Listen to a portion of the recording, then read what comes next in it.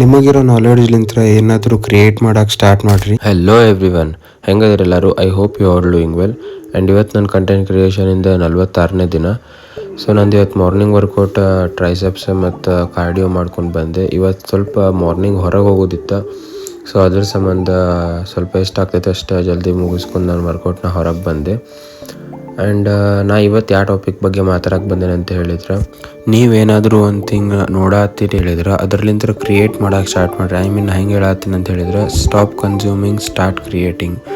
ಅಂದರೆ ಇದ್ರ ಅರ್ಥ ಸಿಂಪಲ್ ಐತಿ. ನೀವೇನಾದರೂ ಒಂದು ನೋಡತ್ತೀರಿ ಅಂತ ಹೇಳಿದ್ರೆ ಅದರಲ್ಲಿಂದ ನಿಮಗೆ ಏನಾಗ್ತೈತಿ, ನೀವು ಅದನ್ನು ಹೊಸ ಥಿಂಗ್ ಟ್ರೈ ಮಾಡೋಕೆ ಸ್ಟಾರ್ಟ್ ಮಾಡಿರಿ. ಆ್ಯಂಡ್ ಅದರಲ್ಲಿಂದ ಏನಾದರೂ ಒಂದು ನ್ಯೂ ಥಿಂಗ್ ಕಲಿಯೋಕೆ ಟ್ರೈ ಮಾಡಿರಿ. ಯಾಕಂದ್ರೆ ಬರೀ ಕನ್ಸ್ಯೂಮ್ ಮಾಡ್ಕೊಂಡು ಕುಂದ್ರಾಕೆ ಹೋಗ್ಬೇಡ್ರಿ, ಅದರಲ್ಲಿಂದ ಏನಾದರೂ ಕ್ರಿಯೇಟ್ ಮಾಡೋಕೆ ಸ್ಟಾರ್ಟ್ ಮಾಡಿರಿ. ಆಲ್ವೇಸ್ ನೀವು ನಿಮ್ಮ ಮೈಂಡಿಗೆ ಒಂದು ನ್ಯೂ ಥಿಂಗ್ ಎಕ್ಸ್ಪ್ಲೋರ್ ಮಾಡೋಕೆ, ಒಂದು ನ್ಯೂ ಥಿಂಗ್ ಕಲಿಯೋಕ್ಕಾಗ್ಬೋದು. ಯಾವಾಗಲೂ ಚಾನ್ಸ್ ಕೊಟ್ಕೊತೀರಿ.